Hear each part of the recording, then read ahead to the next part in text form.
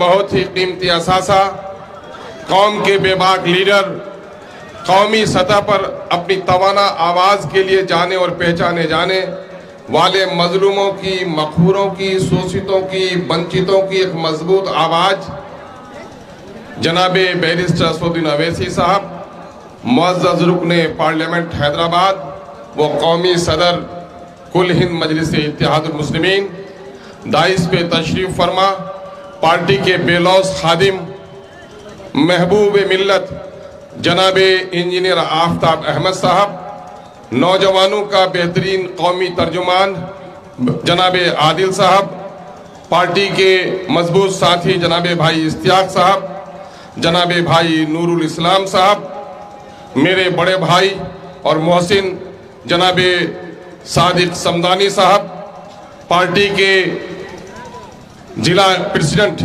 जनाबे भाई अब्दुल रहीम उर्फ हैबर साहब, यहाँ के मुकामी मेहरबान हमारे जो 2010 में हमारी इलेक्शन की जीत के लिए अपने सब कुछ को दाव पे लगाया, भाई जनाबे मुखिया वसीम साहब, जनाब भाई मुखिया अंजर साहब, पार्टी की महिला सेल की अध्यक्षा मोहतरमा जना नूर साहिबा, पार्टी के ब्लॉक प्रेसिडेंट जनाबे मुखिया असलम साहब, पार्टी के सेक्रेटरी जनाब भाई दीपक कुमार जी, कांग्रेस छोड़कर आज शामिल होने वाले हमारे दोस्त जनाबे भाई नसीम साहब, जनाबे भाई अब्दुल रज़ाक साहब नवादा, मतलूब भाई गया, डॉक्टर नौसाद साहब चंपारण, साहिन साहब भागलपुर, सरवर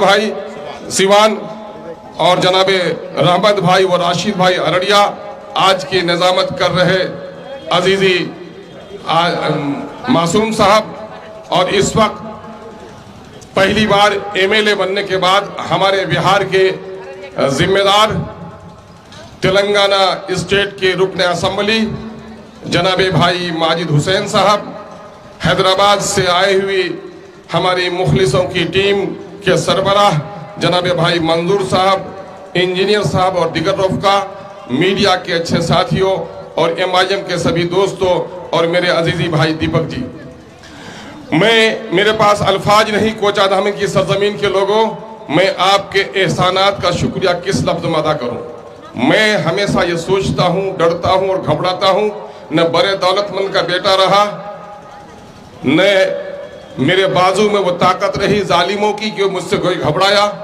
मेरी खाकसारी कहिए, मेरी गरीबी कहिए, या सच्चाई कहिए, या सदाकत कहिए, जो खिदमत हमने की है उस पर हमको आपने जर्रे को आफ्ताब बनाकर जिला परिषद के MLA से, जिला परिषद से लेकर MLA तक और MP के इलेक्शन में भी किशनगंज जिला में जीत हासिल करने में सबसे नुमाया रोल अगर अदा किया तो कोचाधामन की सरजमीन ने किया।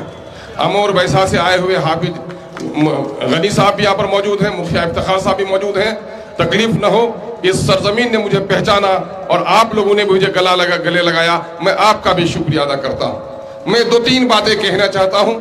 आप जितने मुश्ताक हैं और जितने बेताब हैं अपने लीडर को सुनने के लिए, मेरी आंखें उन्हें देखने के लिए भी बेकरार रहती हैं और कान सुनने के लिए भी बेचैन रहता है, लेकिन कुछ दर्द की दास्तान है जो सुना देना लाजिमी समझता हूँ। मेरे भाइयों, इस वक्त MLA के जिम्मे जो काम होता है, सड़क, पुल, पुलिया, बिजली और तरक्की के काम होते हैं। गवाही दे दो, ये सड़क जो सामने में चलती है, गाड़ियां दौड़ती हैं, इसको PWD में जाने का मेरे जमाने में नोटिफिकेशन हुआ, मजबूतीकरण मेरे जमाने में हुआ। ये जो देख रहे हो सामने में बगलबारी का पुल टूटा था तो लोगों ने कहा था कि 6 महीने के अंदर न बना तो अख्तुल ईमान के असेंबली के लिए भी जाना मुश्किल होगा। अल्हम्दुलिल्लाह दूसरी जगहों के पुल टूटे थे, नटवापाड़ा में 3 साल तक नहीं बने थे, अख्तुल ईमान ने 3 महीने में इसका काम शुरू करा के आपको दिखा दिया था। परिहारपुर का देख लो, दाती का पुल देख लो, नरकली हाट का पुल देख लो, पुलिया देखो, या एक साथ कैबिनेट करके 30 हाई स्कूल बनाने का देखो, या 2012 में बिजली का जो यहाँ पर सैंक्शन हुआ है ग्रिड, उसको देख लो। तो मैं समझता हूं कि मेरे कामों पर पानी फेरने की जो दलाल लोग कोशिश करते हैं, आपकी सदाकत की आंखों से वो काम छुपे हुए नहीं रह सकते।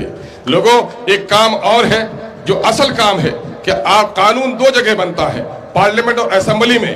असेंबली में जब फिरका वाराना कानून बना और वहां से चोर दरवाजे से जब इस मुल्क में हिंदू और मुसलमानों को लड़ाने के लिए, हमारी गंगा जमनी तहजीब को मिटाने के लिए कुछ बेईमानों ने हमारे बच्चों को मुशरिकाना प्रोग्राम के लिए सूरज नमस्कार का वो फरमान जारी किया, तो आपके इसी बेटे ने लड़कर पूरे बिहार के बच्चों के मासूम जहन में शिर्क से बचाने का काम किया, वो भी आपको याद होगा। मेरा यकीन है ये सारे धर्मों का मजहब है, सारे धर्मों को अपने धर्मों के आदर्श का पालन करना चाहिए और दूसरों का आदर करना चाहिए। हम सनातन धर्म हो या बौद्धिज्म हो या ईसाइज्म हो, हम उसका आदर करते हैं और मुसलमान होने की हैसियत से अपने मजहब का पालन करते हैं। यही सेकुलरिज्म है, इसकी आवाज आपके बेटे ने उठाई है। मुल्क इस वक्त दोराहे पे खड़ा है। आया इस मुल्क में तमाम तो लोगों के मजहबी अकीदे बाकी रहेंगे या नहीं रहेंगे? इस मुल्क में लोगों के अकीदे, लोगों के मसाजिद तोड़े जा रहे हैं। ऐसे वक्त में जरूरत इस बात की है कि माजी की तरफ फिरो। हमारे बुजुर्गों ने जो कुर्बानी दी आज़ादी की, और आइन को बनाने में दस्तूर साज कमेटी के जिम्मेदारों ने जिस तरह से इस मुल्क में गंगा जमनी तहजीब, हिंदू मुस्लिम सिख ईसाई सभी के अकीदे की हिफाजत की है, आज मोदी और योगी की सरकार में इन चीजों को तोड़ने की कोशिश की जा रही है। मेरे और आपके मोहसिन इंसानियत ने यह फरमान जारी किया है, जब बुराई को देखो तो हाथ से रोको, न हो तो जबान से टोको। गोंगों की औलादें बार बार ये कहती हैं कि बोलने से क्या होता है। अल्हम्दुलिल्लाह, बोलने से तो सब कुछ होता है। ये मैं बार बार कह चुका हूँ, दोहरा कर नहीं कहूंगा। ऐ गोंगे, तू जब हम पर इल्जाम भी लगाता है तो बोल ही कर लगाता है, नाच कर नहीं लगाता है। बोलने से यही होता है। लेकिन मसला ये है कि आज हम जहां जिस बात के लिए कह रहे हैं, वो ये कह रहे हैं इस मुल्क में जिस कौम की सियासी ताकत घटेगी, आज़ादी के वक्त हमारी मस्जिदें तोड़े गए, मस्जिदें तोड़ी गई, मदरसे नजर आतिश किए गए, लेकिन आज अल्हम्दुलिल्लाह उससे आलीशान मस्जिद और मदरसे हमने बना लिए। मैं इसका मुनकर नहीं हूं, लेकिन आज इनकी हिफाजत की जो जरूरत पड़ी है वो सिर्फ मुनाजात से नहीं होगी, मस्जिदों के दुआओं से नहीं होगी, मदरसे के दुआओं से नहीं होगी। जब तक पार्लियामेंट असम्बली में आपकी तवाना आवाज नहीं होगी, आप अपने इन अकीदत के मराकिज को तहफ़्फ़ुज़ नहीं कर सकते। उसके लिए जरूरी है कि आपकी लीडरशिप हो। दुनिया में जो कौम लीडरशिप पैदा करती है वो दुनिया में इज्जत के साथ रहती है। मौलाना अबुल हसन अली नदवी रहमतुल्लाह अलैह का वो कौल आपको याद होगा, तुम्हारा बच्चा पंज वक्ता नहीं तहज्जुद गुजार हो जाए, अगर तुमको सियासी शऊर न मिला तो तुम्हारे पंज वक्ता पर भी पाबंदी लग जाएगी। लोगों, आज हम उस जगह पे खड़े हो गए।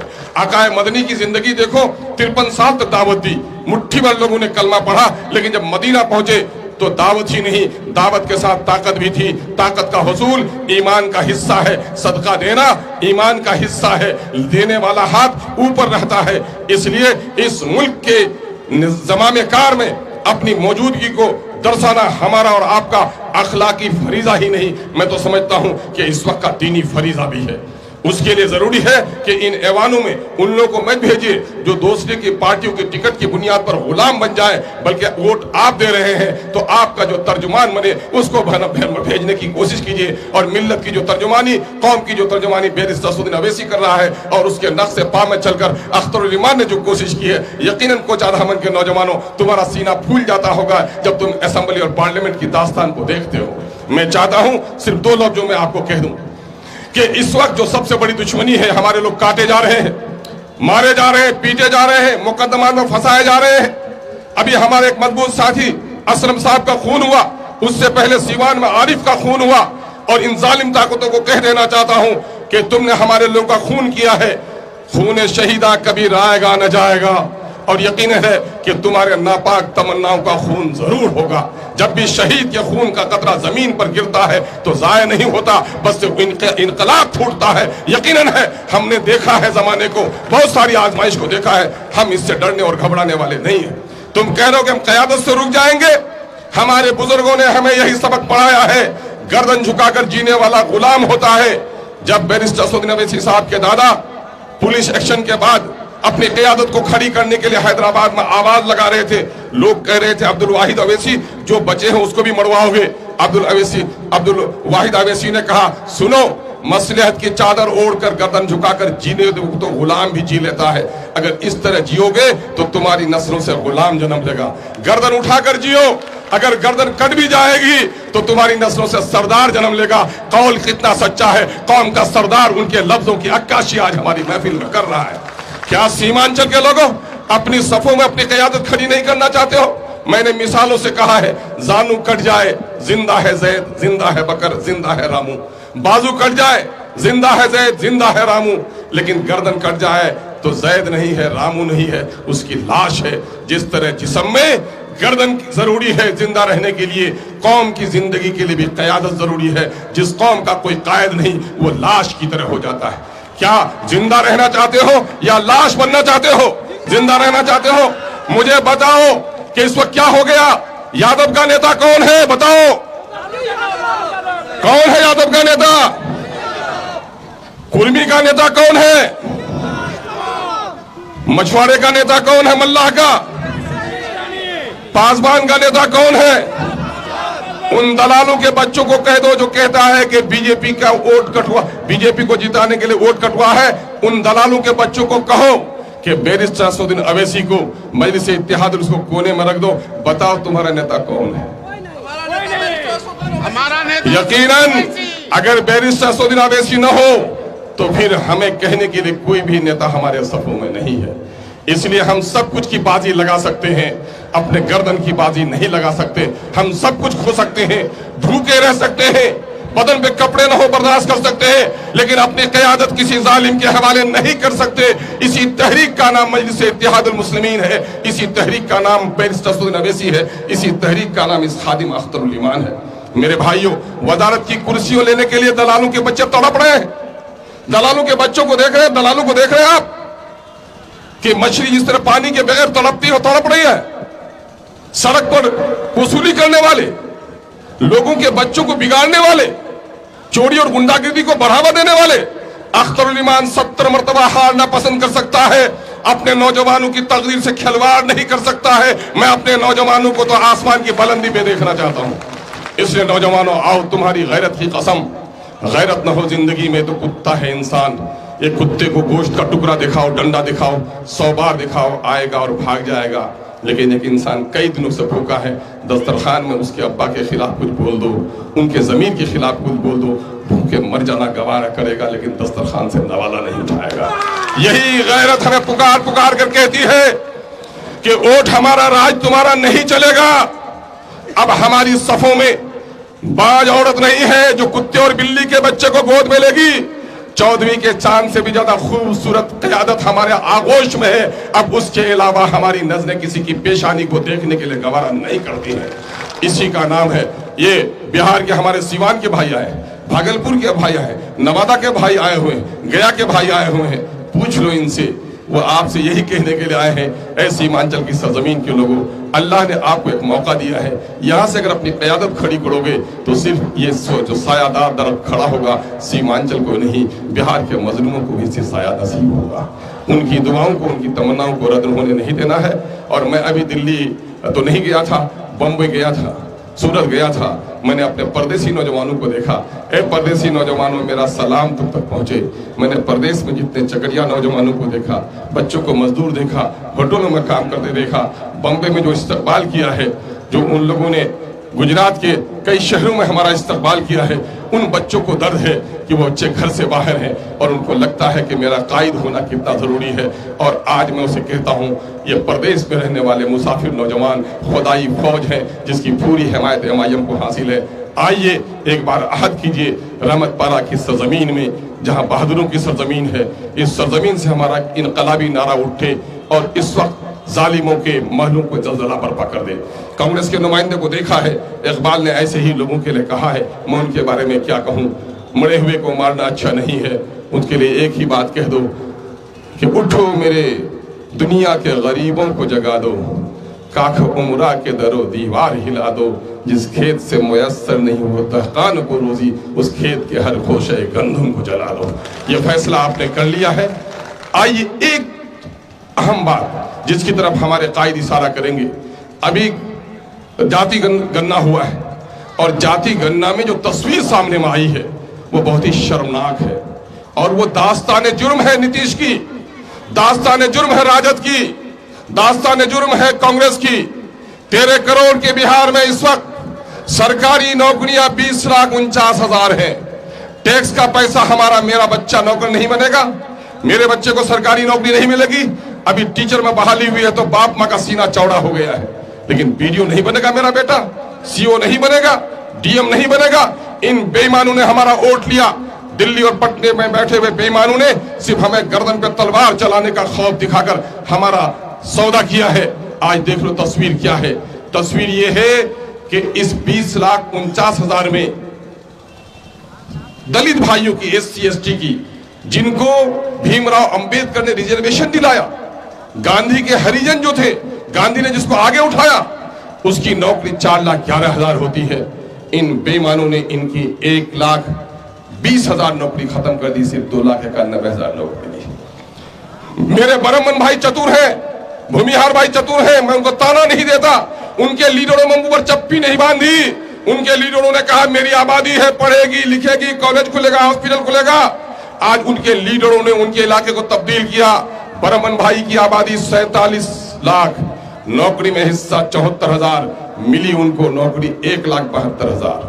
भूमिहार भाइयों की आबादी 37 लाख, नौकरी में हिस्सा 58,000, नौकरी मिली 1,87,000। कुर्मी भाई की आबादी 37 लाख, नौकरी में हिस्सेदारी नीतीश कुमार जी की बिरादरी की 58,000 मिली 1,18,000।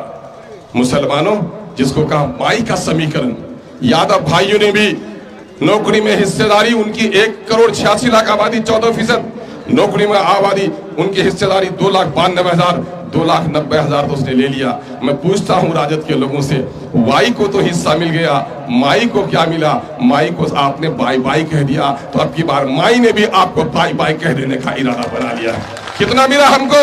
हमारा हिस्सा होता 3,68,000, मिली नौकरी 1,73,000। बोलो ज्यादा मिली या कम? आधी या आधी से कम? तो क्या उन लोगों से बदला लोगे कि नहीं जिन्होंने हमारे 1,95,000 की नौकरी छीन ली? उनके हाथों से तख्त छीनोगी कि नहीं? उन जालिमों का पंजा मरोड़ोगे कि नहीं?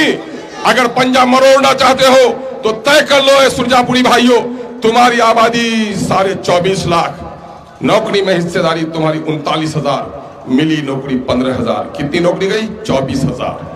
भाई नूर इस्लाम साहब, मेरे शेरशाह भाइयों, आबादी 13 लाख, नौकरी में हिस्सेदारी 21,000, मिली कितनी? 5,500। कुलैया भाई आबादी कितनी? 12 लाख, नौकरी में हिस्सेदारी 18,000, मिली कितनी? 6,000। जिसने हमारे नस्लों के साथ नुकसान पहुंचाया है, नस्लों के साथ नाइंसाफी किया है, अगर उससे बदला लेना चाहते हो तो हम बंदूक उठाने नहीं कहेंगे, हम बैलोट चलाने नहीं कहेंगे। जमहूरियत में सबसे बड़ी ताकत है आपका वोट। आपका वोट जालिमों के खिलाफ, मजलूमों के हक में होना चाहिए। अख्तुल ईमान ने मौलाना के नाम पर कुर्बानी दी थी, 19 में कश्ती किनारे में डूबी है।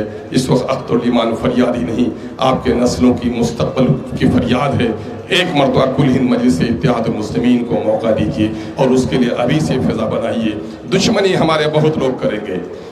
2015 में नीतीश कुमार जी ने PK प्रशांत किशोर जी से कहा था, कोई भी जीत कर आ जाए अख्तरुल ईमान नहीं आना चाहिए। लेकिन अख्तरुल ईमान की जीत को आप रोक नहीं सके। एक को रोकना चाहता, 5 के साथ पहुंचा। और आज जालिम ताकतों को कह देना चाहता हूं, मेरी तारीख शाहिद है कि फिरौन ने घर घर पर पहरा लगा दिया था कि कोई बच्चा जन्म ले तो उसे कत्ल कर दो, बच्ची हो तो जिंदा रहने दो। लेकिन मूसा की पैदाइश और परवरिश को कोई नहीं रोक सका। अगर ऊपर वाले ने अख्तरुल ईमान के बारे में फैसला कर दिया है, तुम लटक जाओगे, लेकिन सीमांचल के मजलूमों की आवाज पार्लियामेंट में जरूर पहुंचेगी। फानूस बनकर जिसकी हिफाजत हवा करे, वो शम्मा क्या बुझे जी रोशन खुदा करे। अस्सलाम वालेकुम। अख्तरुल ईमान साहब जिंदाबाद।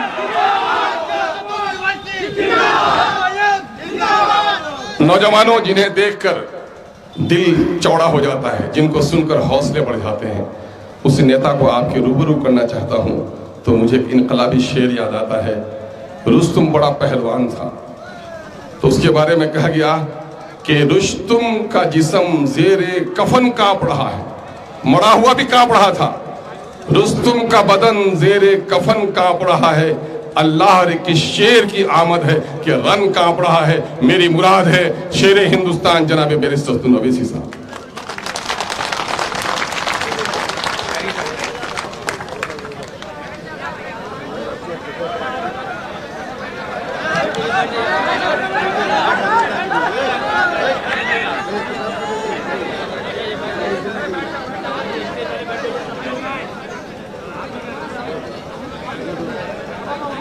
औज़ुबिल्लाहि मिनश शैतानिर रजीम, बिस्मिल्लाहिर रहमानिर रहीम। अस्सलामु अलैकुम वरहमतुल्लाहि वबरकातुहू। मोहतरम जनाब अख्तरुल ईमान साहब, सदर बिहार मजलिस इत्तेहादुल मुस्लिमीन व रुकन असम्बली, मोहतरम जनाब इंजीनियर आफ्ताब साहब, जनरल सेक्रेटरी मजलिस इत्तेहादुल मुस्लिमीन मोहतरम जनाब आदिल साहब, बिहार के मजलिस इत्तेहादुल मुस्लिमीन के यूथ के सदर शेनशीन तशरीफ फरमा, बिहार प्रदेश के इंचार्ज वो रुकन असम्बली हैदराबाद जनाब माजिद हुसैन साहब, हैदर बाबा साहब, शाहिद साहब, समदानी साहब, वसीम साहब, मुखिया साहब, असलम साहब, मुखिया अंजर साहब, आफ्ताब अहमद साहब, इसाक साहब, इफ्तिखार साहब, मासूम साहब, तौसीफ साहब, हमारी बहन मोहतरमा नूर सबा साहिबा साहब और रहमत पारा की गयूर अवाम, मैं आप तमाम का शुक्रगुजार हूँ कि आपने अपना कीमती वक्त निकाल कर आज यहाँ पर मजलिस इत्तेहादुल मुस्लिमीन के इस जलसे में आपने शिरकत की। अल्हम्दुलिल्लाह मुझसे क़बल आपने मजलिस के और कौम और मिल्लत के तमाम ज़िम्मेदारों की और क़ायदीन की बसीरत व फ़रोज़ तक़ारीर को सुना।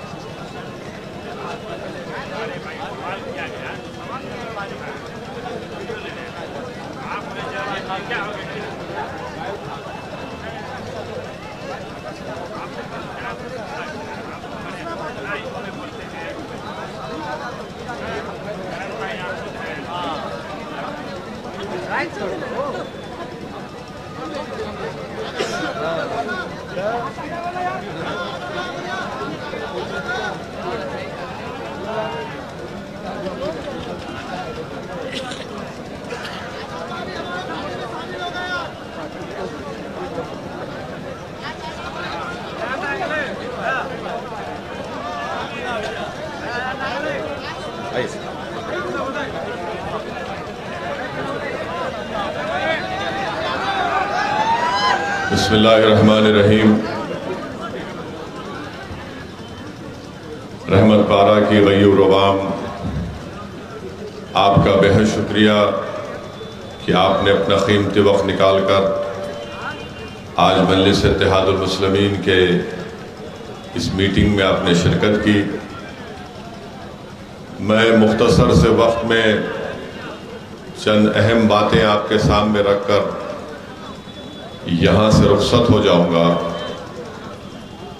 मेरे अजीज़ दोस्तों और बुज़ुर्गों, मेरी जमात का नस्बुलैन यही रहा है और यही रहेगा। मेरी जमात मजलिस इत्तेहादुल मुस्लिमीन का पैगाम यही है कि भारत के संविधान के तहत, भारत के आईन के तहत हमको इस बात की इजाज़त दी गई है कि हम अपनी एक सियासी क़ियादत को बनाएं। और ये कोई गुनाह नहीं है, ना क़ानूनन जुर्म है, ना कोई अखलाक़ी जुर्म हम और आप करेंगे अगर हम सीमांचल की इस मज़लूमों की सरज़मीन पर अपने इंसाफ के लिए, अपने मान और सम्मान के लिए, आपकी आने वाली नस्लों को इंसाफ दिलाने के लिए अगर आप अपने ही वोटों से मुत्तहदा तौर पर अगर आप अपने वोट का इस्तेमाल करके यहाँ से अपनी क़ियादत को बनाएंगे तो इससे आपका फ़ायदा होगा। सरज़मीन सीमांचल पर नाइंसाफ़ी के ख़ात्मे का दौर का आगाज़ होगा। आने वाली नस्लें आपको और हमको सलाम करेंगी कि तारीख़ के एक ऐसे नाजुक वक्त पर जब हमारी शनाख्त को मिटाने की कोशिशें की जा रही हैं, जब हमारे नौजवानों के मुस्तक़बिल को रोशन नहीं बल्कि उसको अंधेरे में झोंकने की कोशिशें की जा रही हैं, जब हमारे मासूम बच्चों को तालीम के जेवर से महरूम कर दिया जा रहा है, जब हमारी माँ और बहनों की अस्मतें लूटने की साजिशें की जा रही हैं, जब हमारी मस्जिदों को हमसे छीनने की पूरी कोशिशें की जा रही हैं, जब शरीयत पर हमको चलने से रोका जा रहा है, मेरे भाई इतनी तमाम चीज़ें आप के और हमारे सामने हैं। अगर इसके बावजूद भी अगर आप एक अच्छा फैसला नहीं लेंगे आने वाले लोकसभा के चुनाव में, तो फिर याद रखिए उसके बाद जो तकालीफ और हमको और आपको सहना पड़ेगा। जब खाक और खून के दरियाओं से हम जब गुजर रहे हैं पिछले 10 साल में, मेरी बात को ज़हन नशीन कर लो आप, आने वाले वक्त में भी यही होगा। अगर कोई कहेगा कि 10 साल में बड़ा अंधेरा रहा है जब से नरेंद्र मोदी इस देश के वज़ीर आज़म बने हैं, तो मेरी बात को ज़हन नशीन कर लो, ये अंधेरा बड़ा लंबा रहने वाला है। मेरे अजीज़ दोस्तों और बुज़ुर्गों, इस अंधेरे को अगर ख़त्म करना है तो ये अंधेरा ख़त्म होगा कैसे? तुम्हारे इत्तेहाद से। ये अंधेरा ख़त्म होगा तुम्हारी दूरंदेशी से। ये अंधेरा उस वक्त ख़त्म होगा जब मिल्लत के गयूर नौजवान इस बात को समझेंगे और कहेंगे कि अब हम अपने मुस्तक़बिल के फ़ैसले हम खुद करेंगे। ये अंधेरा उस वक्त ख़त्म होगा मेरी इज़्ज़तदार और माँ और बहनें, जब आप घर में एक इनक़लाब को बर्पा करेंगी।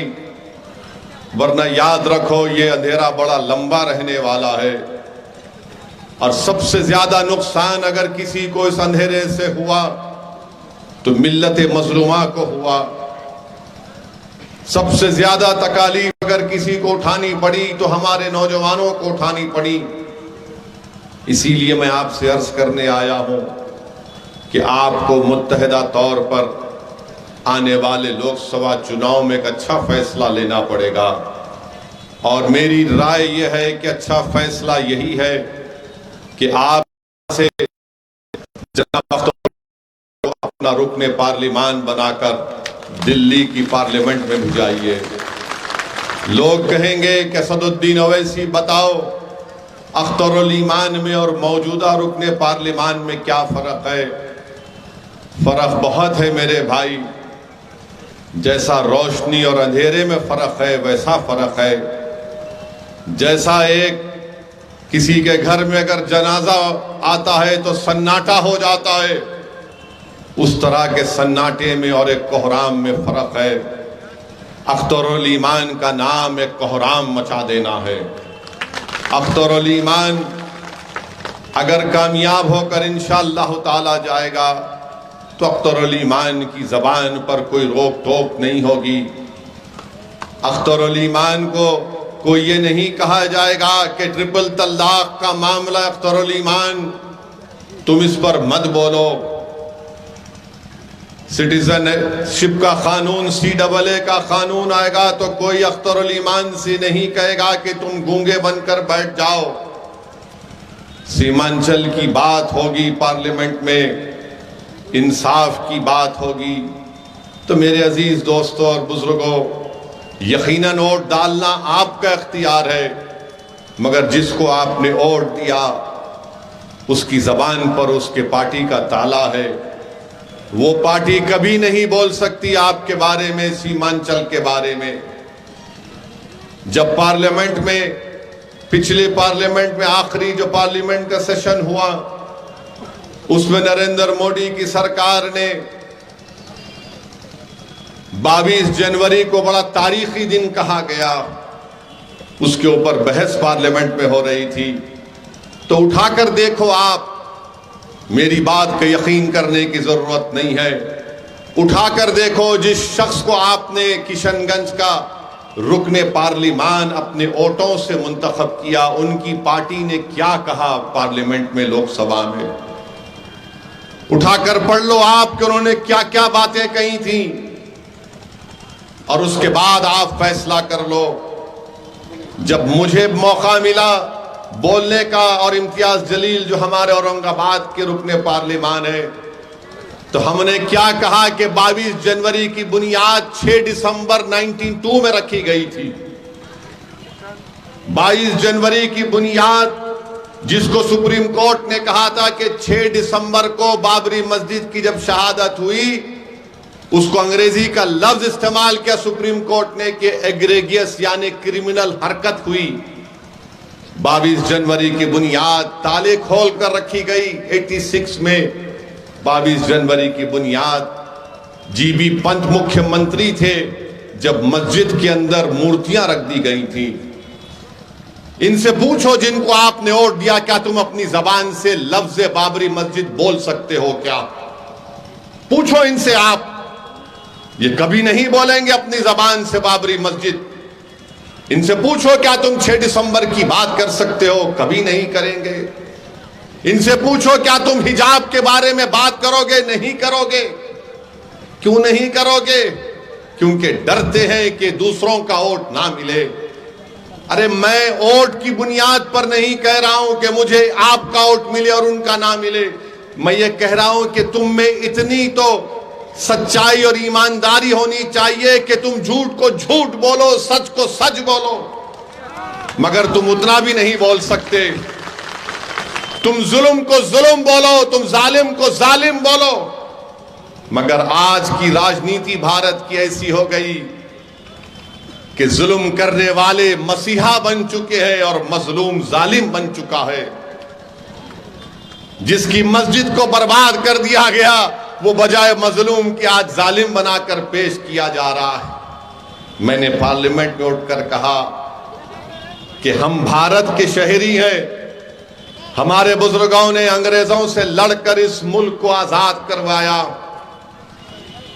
हमसे पूछो, तुम गांधी की बात करो, मौलाना आजाद की बात करो, तुम पूछो हमसे जौहर बरादरान की कुर्बानियों को, तुम पूछो हमसे अल्लामा फजल हक खैराबादी की उस काला पानी की तकालीफ के बारे में पूछो, तुम पूछो हमसे हुसैन अहमद मदनी की माल्टा की जेल में कितनी तकालीफ उठाना पड़ा।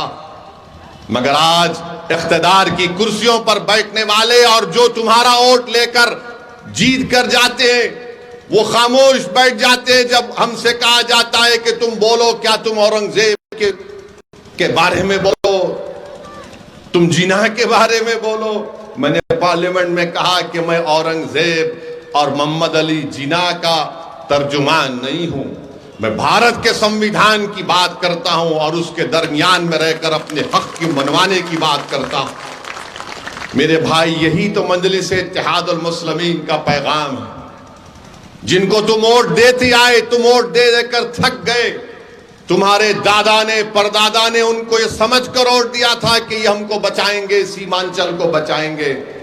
वोट तो आपने दे दिया, मगर उन्होंने आपसे बेरुखी अख्तियार कर ली। हमारी माँ और बहनों ने धूप में खड़े होकर, घंटों खड़े होकर, भूखे रहकर हमारे नौजवानों ने इनको वोट दिया कि अलीगढ़ मुस्लिम यूनिवर्सिटी का कोई कैंपस यहां शुरू हो जाएगा। मगर बताओ आपको क्या हासिल हुआ मेरे भाई? पार्लियामेंट में मैं और इम्तियाज जलील 2 रुकने पार्लियामान है। यकीनन मेरी भी ख्वाहिश है कि ये 2 से 3 हो, 3 से 5 हो, 10 हो, ताकि हम अपनी आवाज को उठाएं। और मैं ये समझता हूं कि अगर अख्तरुल ईमान को आप कामयाब करेंगे तो ये आपकी कामयाबी होगी, ये आपके इत्तेहाद की कामयाबी होगी, ये सीमांचल के गरीब और मजलूम अवाम की कामयाबी होगी। सीमांचल की सरजमीन पर बसने वाले हर मजहब के मानने वाले हैं, ये उन तमाम गरीबों और मजलूमों की कामयाबी होगी। भारत की लोकसभा में आप देखेंगे कि अख्तरुल ईमान बहैसियत रुकने पार्लियामान इंशाअल्लाह अगर मुंतखब होगा तो इन गरीबों की आवाज बनेगा, मजलूमों के लिए एक ढाल बनेगा अख्तरुल ईमान। और जिसको आपने कामयाब किया, माशाअल्लाह वो इतने खामोश बैठे रहती है, ऐसा लगता है कि जनाजा जा रहा है रोड पे से। इतनी खामोशी अख्तियार करते हैं, बोलते ही नहीं है। और जब हम और इम्तियाज जलील साहब तकरीर करते हैं तो बड़ा शर्मा शर्मा कर, नीचे मुंडी कर कर सुनते हैं, अपने चेहरे को नीचे कर कर सुनते हैं। मेरे भाई, याद रखिए, ये हालात ऐसे हैं जब आपको और हमको अपनी आवाज को उठाना पड़ेगा। बिहार में अख्तरुल ईमान जब बोलते हैं तो बिहार की असेंबली के हर फर्द कान लगाकर सुनता है कि अख्तरुल ईमान क्या बोल रहा है। मैं आपको बताना चाह रहा हूं, मुझे भी बड़ी तकलीफ है, आपको भी बड़ी तकलीफ है कि आपने हमारे 5 विधायक को कामयाब किया, जिसको नीतीश कुमार और तेजस्वी यादव ने चारों को खरीद लिया। क्यों खरीदा उनको? क्योंकि वो नहीं चाहते थे कि कोचा दामन हो या सीमांचल की सरजमीन हो, यहां पर तुम्हारी आवाज उठे। वो कभी भी इस आवाज को बर्दाश्त नहीं करेंगे। हां, यादवों की आवाज को बर्दाश्त किया जाएगा, कुर्मियों की आवाज को बर्दाश्त किया जाएगा, भूमिहार की आवाज को बर्दाश्त किया जाएगा, ब्राह्मणों की आवाज को बर्दाश्त किया जाएगा, अपर कास्ट की आवाज को बर्दाश्त किया जाएगा। मगर पूरे बिहार में और खास तौर से सीमांचल में किसी एक आवाज को कभी बर्दाश्त नहीं किया जाएगा। वो आवाज होगी अख्तरुल ईमान की। बेईमानों की आवाज को सुना जाएगा, मगर अख्तरुल ईमान की आवाज को नहीं सुना जाएगा। जो अपना जमीर बेचने के लिए तैयार हो जाएंगे उनको अपना रखीब बनाया जाएगा, मगर जो कहेगा कि मैं अपने गिरेबान के तार बेचने के लिए तैयार नहीं हूं, मैं सीमांचल के गरीब और मजलूमों के इंसाफ की लड़ाई लड़ता रहूंगा, तो उस आवाज को बर्दाश्त नहीं किया जाएगा। जो गरीबों और मजलूमों की हक की आवाज, उनके हक की आवाज को उठाएगा, उसको बर्दाश्त नहीं किया जाएगा। किसकी आवाज को बर्दाश्त किया जाएगा? जो इन अगियारों की चौखट पर जाकर अपना ईमान बेच देते हैं, जो अपने चेहरों को और अपने सरों को झुका देते हैं, जो बिकने के लिए तैयार है, जो नहीं बिकने के लिए तैयार है, उससे बड़ा इनको डर लगता है कि कौन है ये लोग। आज आपने देख लिया कि हमारे 4 विधायकों को इन्होंने खरीद लिया, इन बेईमानों को। मगर मैंने कहा था कि तेजस्वी, अल्लाह का इंसाफ जरूर होकर रहेगा। तुमने हमारे 4 को खरीदा, अल्लाह ने तुम्हारे को इख्तिदार की कुर्सी से निकाल कर फेंक दिया। और याद रखो, लालू यादव और तेजस्वी यादव, तुम जितने नंबर एमएलए के लाए हो ना, आप जिंदगी में कभी इंशाअल्लाह उतना नंबर नहीं लाओगे तुम। तुम नहीं लाओगे, क्योंकि तुम धोखे की सियासत करते हो। तुम में, मोदी में, नीतीश कुमार में कोई फर्क नहीं। मोदी, तेजस्वी और नीतीश कुमार एक है, इनकी सोच एक है, इनके काम करने का तरीका भी एक है। जैसा कोई पिक्चर में आप देखते हैं कि डबल रोल अब तो ट्रिपल रोल हो रहा है, तीन तीन मिलकर एक ही आवाज में बोलते हैं। और वो आवाज क्या है कि सीमांचल से कोई तुम्हारी आवाज ना उठे, अख्तरुल ईमान की आवाज ना उठे। हां, बेईमानों को बर्दाश्त किया जाएगा। मेरे भाई बताइए, आप कैसे इंसाफ होगा फिर? भारत की राजनीति में कानून कहां बनाए जाते हैं? कानून बनाए जाते हैं विधानसभा में या फिर भारत की सबसे बड़ी पंचायत लोकसभा में। अगर वहां पर तुम्हारी आवाज नहीं होगी तो कौन होगा? आज आपने देखा कि लोकसभा के इस आखिरी सेशन में मैंने पार्लियामेंट में उठकर कहा, अगर आप मेरी बात से मुत्तफिक हैं तो मेरी बात बोलने के बाद आप नारा लगाकर बता दीजिए कि सच है या नहीं। मैंने कहा था कि भारत में आज जो मुसलमान है वो अपने आप को इस तरह महसूस करता है जिस जमाने में हिटलर की हुकूमत थी, उस जमाने में यहूदी अपने आप को गैर महफूज समझते हैं। बताओ, क्या मैंने झूठ कहा या सच कहा? बताओ मेरे भाई, यही तो चीज है। हुकूमत के सामने सच्चाई को बयान करना, उनको बताना कि ये हम सोच है, तकलीफ हमको। मेरे अजीज दोस्तों और बुजुर्गों, मैं आपसे अपील कर रहा हूं कि चाहे सीमांचल हो या भारत हो, अपनी मस्जिदों को आबाद रखो। याद रखो, अपनी मस्जिदों को आबाद रखो। अपनी मस्जिदों को हमको हुक्म दिया गया, अल्लाह ने हमसे कहा गया कि अल्लाह के घर को वही लोग आबाद रखते हैं जो ईमान वाले हैं, जो किसी से नहीं डरते सिवाय अल्लाह के और जो आखिरत पर भरोसा करते हैं। तो अपनी मस्जिदों को आबाद रखो, चाहे तुम किसी मसलक के हो, मस्जिद तो अल्लाह की है ना। अपने मस्जिदों को आबाद रखो। 600 साल की मस्जिद महरौली की, उसको शहीद कर दिया गया बगैर कोई नोटिस दिए। कोई नहीं बोला। ये पूछना था इनसे, आप जिसको आपने अपना वोट दिया था, किसने महरौली की मस्जिद की बात की? असदुद्दीन ओवैसी ने, मजलिस इत्तेहादुल मुस्लिमीन ने बात की। किसने कहा कि जो कोर्ट का फैसला आया वो गलत है? असदुद्दीन ओवैसी ने कहा। जब कर्नाटका में हमारे बच्चियों से हिजाब छीन लिया गया, किसने कहा? मजलिस ने कहा। बताओ, जब सब मजलिस करती है और कहती है तो ये लोग बोलते नहीं, ये मिले हुए हैं। अरे भाई, हम कहां मिले हुए हैं? तुम मिले हुए हो। तुमने नीतीश कुमार का साथ दिया तो आज बीजेपी सत्ता में है बिहार में। मैंने नीतीश कुमार को मुख्यमंत्री नहीं बनाया, तेजस्वी और लालू ने बनाया, और आज नीतीश कुमार मोदी के गोद में बैठकर चाय पी रहे हैं। बताइए, इसका जिम्मेदार कौन है? कभी आप सोचो कि आपने वोट दिया था इनको। गठबंधन गठबंधन, मैंने आपसे कहा था कि देखो नीतीश कुमार, ये लोग बीजेपी को एक दिन सत्ता में लेकर आएंगे। मैं बार बार आपसे कहता रहा, मगर आपके दिलो दिमाग पर गठबंधन का एक जादू छाया हुआ था। नहीं ओवैसी साहब, गठबंधन, मैंने कहा यह गठबंधन नहीं है, ये दोबारा सत्ता दे देगा बिहार में आरएसएस को, बीजेपी को। बताओ अब कौन जिम्मेदार है?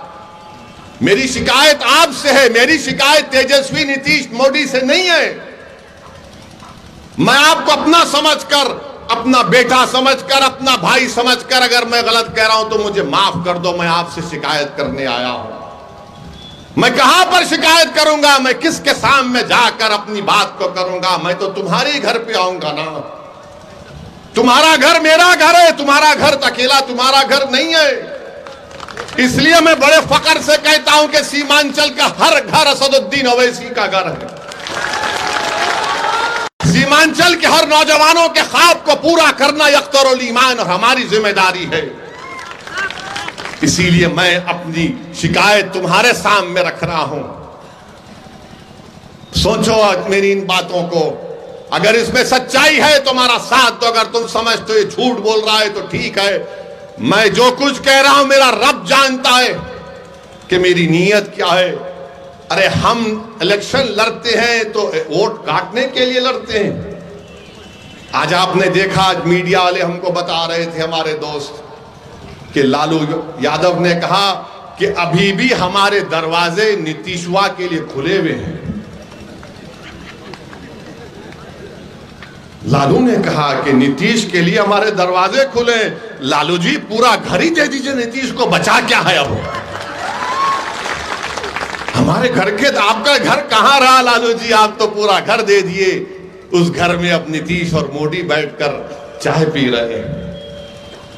नहीं, नीतीश के लिए हमारे दरवाजे खुले हैं। अख्तरुल ईमान के लिए घर के दरवाजे बंद हैं, क्योंकि अख्तरुल ईमान सच्चाई को बयान करता है। आप बताइए किस तरह आपके वोट का गलत इस्तेमाल किया गया।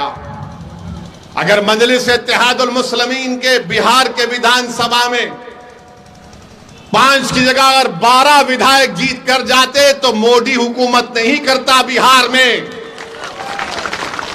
अब के बार वो गलती मत करिए, 10 से 12 विधायक हमारे कामयाब करिए। पल्ला आपके साथ होगा, आप जिसको बोलेंगे वो मुख्यमंत्री रहेगा, जिसको आप बनाना चाहेंगे वो बनाएगा। मगर आपने बरसों इनका साथ दिया। अरे कितने साल, कितने 12-14 साल राजद की सरकार, अख्तर भाई 15 साल, 15 साल, और नीतीश कुमार पलटू मास्टर, इनके कितने 17 साल, 15 और 17 मिला दीजिए 27 साल, अब 32 साल हो गए। माफ करना, बिहारी मैथ्स में अच्छा होता है। 32 साल हो गए। 32 साल में तो 2-2 नस्ल तैयार हो जाती है, और बिहार में तो बच्चे जल्दी पैदा हो जाते हैं।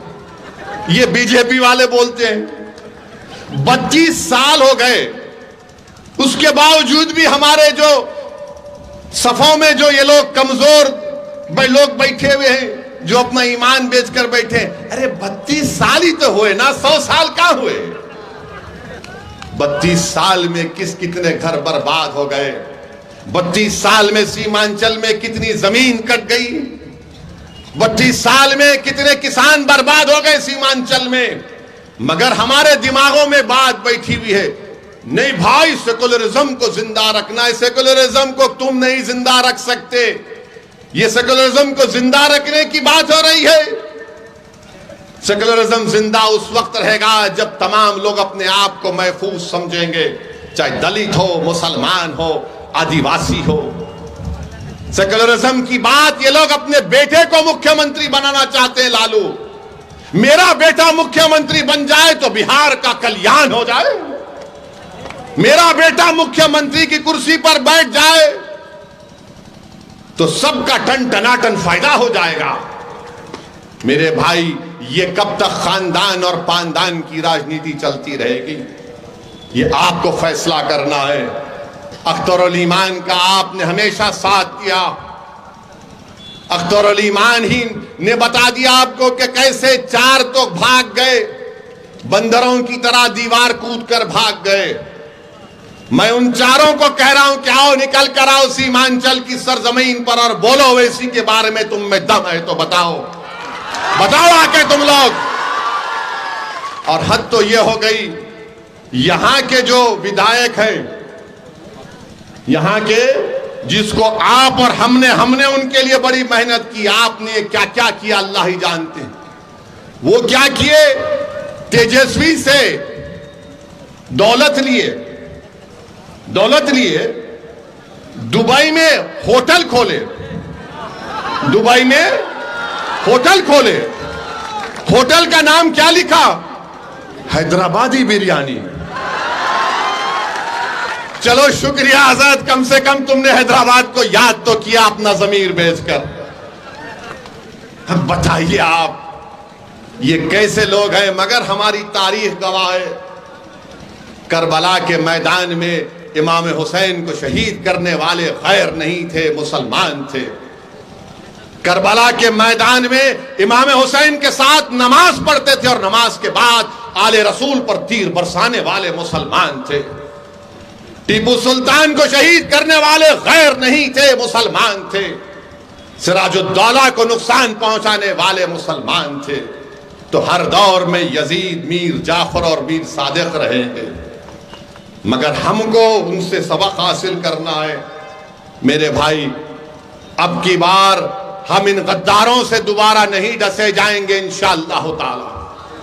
मुझे यकीन है कि आप ये नीतीश कुमार और तेजस्वी यादव ने अपने इख्तिदार के नशे में, गुरूर में और इख्तिदार की दौलत का गलत इस्तेमाल करके उन्हें सीमांचल की आवाज को खत्म करने की कोशिश की। मैं नीतीश कुमार, तेजस्वी यादव को, नरेंद्र मोदी को कहना चाहूंगा कि तुम जमीर फरोशों को खरीद सकते हो, तुम अपने इख्तिदार और दौलत की बुनियाद पर, मगर तुम सीमांचल की आवाज को कभी नहीं दबा पाओगे। सीमांचल की आवाज उठेगी इंशाअल्लाह ताला, सीमांचल की लड़ाई जारी रहेगी।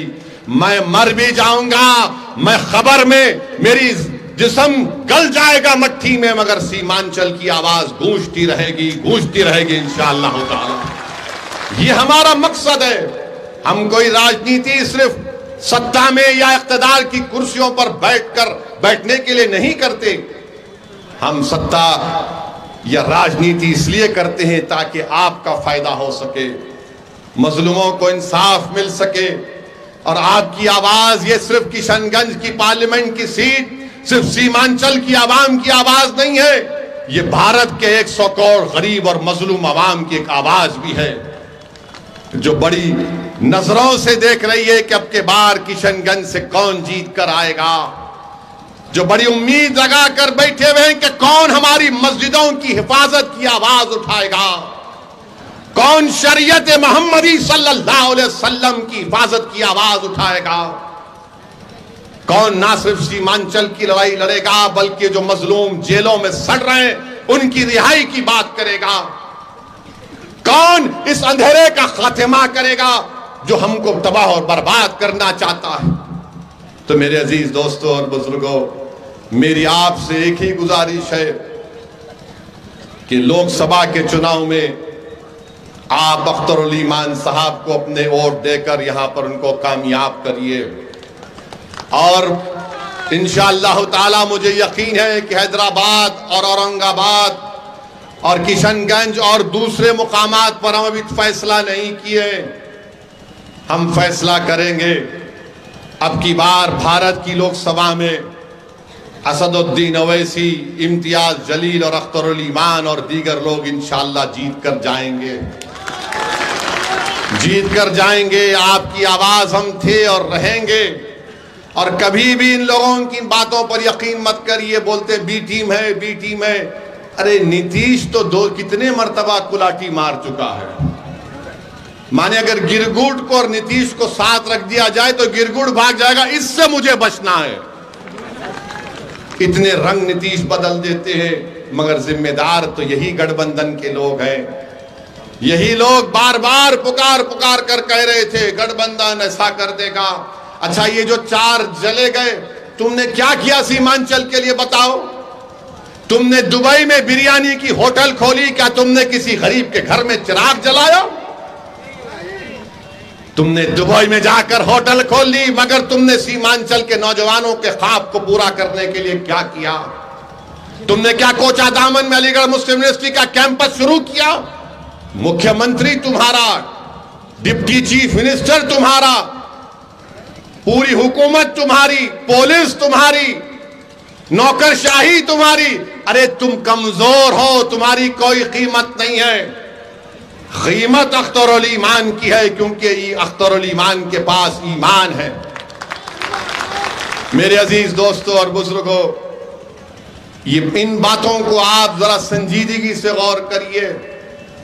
और जो लोग मजलिस पर तनकीद करते हैं, मजलिस फिरका परस्त पार्टी है, नहीं है मजलिस।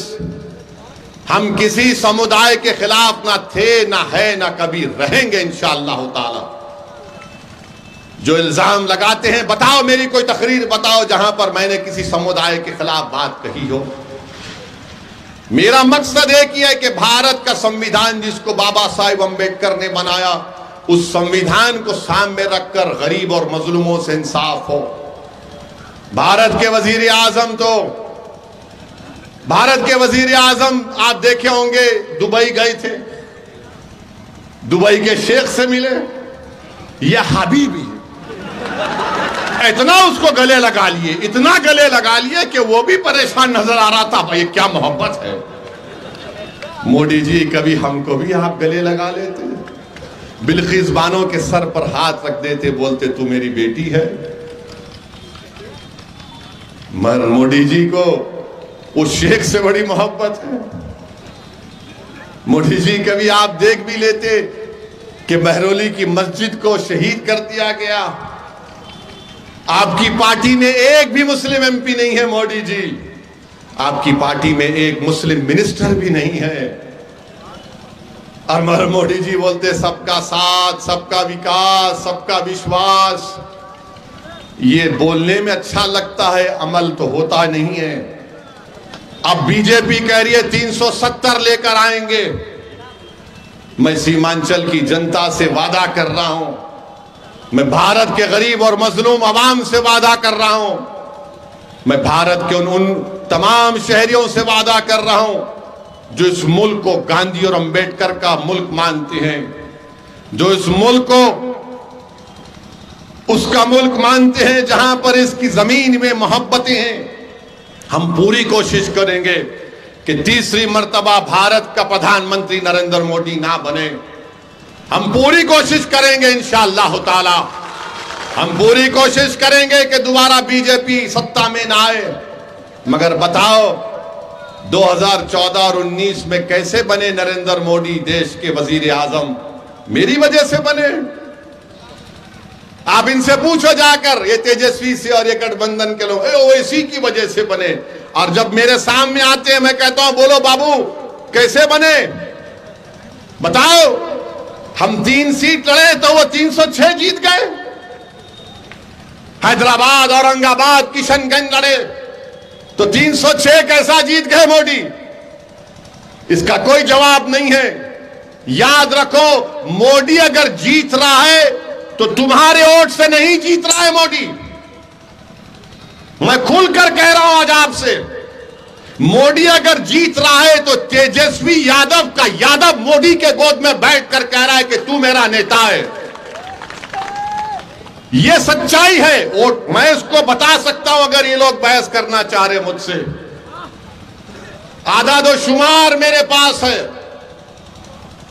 कि 2014 में कितने वोट मिले, 2019 में कितने वोट बीजेपी को मिले। और हमको हमारे गले में सांप डाल दिया जाता है। ए भाई वो मौलाना, वो खिबला हजरत, अब के बार सेकुलरिज्म को बचा लो। हम बचाएंगे? अरे हमारी मस्जिद चले गई मेरे भाई, हमारी शरीयत पर हमला हो रहा है मेरे दोस्त, बच्चियों के सरों से हिजाब छीना जा रहा है मेरी मां और बहनों, मेरी मस्जिदों को अभी भी निशाना बनाया जा रहा है। मुझसे कहा जा रहा है कि तुम दूसरे दर्जे के शहरी हो, तुम क्या कर रहे हो बचाने के लिए? कब तक तुम अख्तरुल ईमान और ओवैसी पर इल्जाम लगाओगे? अरे बताओ तुम क्या किए? अरे तुम तो अपने आबा अजदाद की सीट को नहीं बचा सके।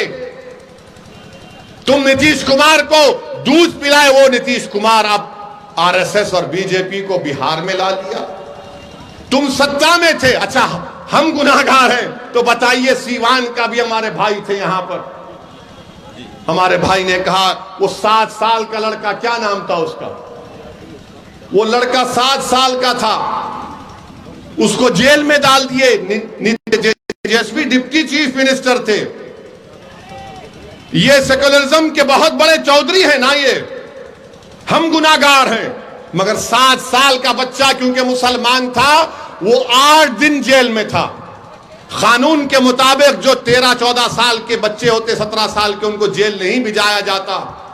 8 दिन, और 8 दिन वो बच्चे की मां जेल के सामने बैठे रहती थी कि मेरा बच्चा, उसने आवाज लगाई कोई नहीं बोला, अख्तरुल ईमान और असदुद्दीन ओवैसी बोले। रिजवान उस बच्चे का नाम था। 8 दिन के बाद वो बच्चा जेल से निकला। रामनवमी का जुलूस निकला, 100 साला मदरसे को जला दिया बिहार में, बिहार शरीफ में 100 साला मदरसे को जला दिया। कहां गया सेकुलरिज्म? कहां गया बी टीम? कहां गया ओवैसी वोट कटवा? तुमने हमने उनको बड़ा वोट दिया। क्या बोलते नहीं तेजस्वी? मगर तेजस्वी कब बोले? जब सत्ता निकल गई तो बोले अब हम दोबारा बनेंगे। मगर जब मदरसा जल गया, जब 7 साल का रिजवान जेल में चला गया, जब सीमांचल की लाखों एकड़ जमीन पानी में कट गई, तेजस्वी नहीं बोले। अब यहीं पर आकर कहा था ठाकुरगंज में कि हम सीमांचल डेवलपमेंट काउंसिल बनाएंगे। कहां गया डेवलपमेंट काउंसिल? मेरे भाई याद रखो, किसी कौम के लिए 70-80 साल एक बड़ा लंबा टाइम होता है। आप अब की बार किशनगंज से अच्छा फैसला लीजिए और जनाब अख्तरुल ईमान साहब को कामयाब करिए। अख्तरुल ईमान को अपना नुमाइंदा बनाइए। और आखिरी बात आपसे कहकर रुखसत हो जाऊंगा। ये जो सेकुलरिज्म के चौधरी हैं, 1350 कितनी नौकरी मिली सुरजापुरी भाइयों बहनों को? 15,359। मैं जिम्मेदार हूं, अख्तरुल ईमान जिम्मेदार है। क्यों नहीं दिया तुमने सुरजापुरियों को नौकरी? क्यों नहीं दिया? क्या पूछा यहां के एमपी जो आपने वोट दिया था, तुमने क्या किया? पूछा? तुम्हारा गवर्नमेंट का सेंसस सर्वे है, मेरा नहीं है। तुमने हो सत्ता में 32 साल तुम सत्ता में रहे, मैं नहीं रहा। मैं तो तुम्हारे खिलाफ था और रहूंगा, मगर तुम रहे। अच्छा, कुलैया बरादरी 12,83,780 उनकी आबादी है। उनको नौकरी मिलना था 20,421 बिहार में, और मिली नौकरी 5,734। अरे बोलो, तस्लीमुद्दीन के बेटे अपने लिए नहीं बोल सकते तो अपने गयूर बाप के लिए तुम बोल देते कम से कम, जिसको सीमांचल का गांधी लोग कहते थे। बताओ, तुमने अपनी बाप की कुर्बानियों को पानी में मिला दिया पूरा। अब आप शेरशाहवादी भाइयों को देखिए, 13,26,000 उनकी आबादी है। बिहार सरकार कहती है नौकरी मिलना था 20,421 और नौकरी मिली हमारे शेरशाहवादी भाई बहनों को 5,734। 32 साल आपने हुकूमत दी लालू परिवार को, नीतीश को। अब फैसला करना पड़ेगा सुरजापुरी भाइयों को, शेरशाहवादी भाई बहनों को और कुलैया भाई बहनों को, जो 32 साल में तुमको बर्बाद कर दिए। अगर तुम फिर उनका साथ दोगे तो फिर तुम किसी पर इल्जाम नहीं लगा सकते तुम्हारी पस्तिका के सिवाय तुम्हारे गलत फैसले के। इसलिए इसका फैसला लीजिए और मजलिस का साथ दीजिए। यही चंद बातें हम आप तक कहने आए हैं। हम पहले भी कह चुके हैं और आज भी कह रहे हैं, मुझे सीमांचल की जमीन से मोहब्बत है। मुझे सीमांचल की जमीन के जनता से मोहब्बत थी, है और रहेगी। अल्लाह मुझे जब तक जिंदा रहेगा, मैं दुनिया के जिस कोने में रहूंगा, यकीनन मैं सीमांचल के इंसाफ के लिए दुआ करता हूं और करता रहूंगा। मैं हमेशा सीमांचल की लड़ाई मेरी लड़ाई समझकर लड़ता रहा और लड़ता रहूंगा। मेरी आपसे सिर्फ यही गुजारिश है कि अब की बार लोकसभा के चुनाव में मुत्तहिदा तौर पर सीमांचल के लिए अख्तरुल ईमान को कामयाब करिए, एमपी बनाइए। अस्सलाम वालेकुम व रहमतुल्लाहि व बरकातहू।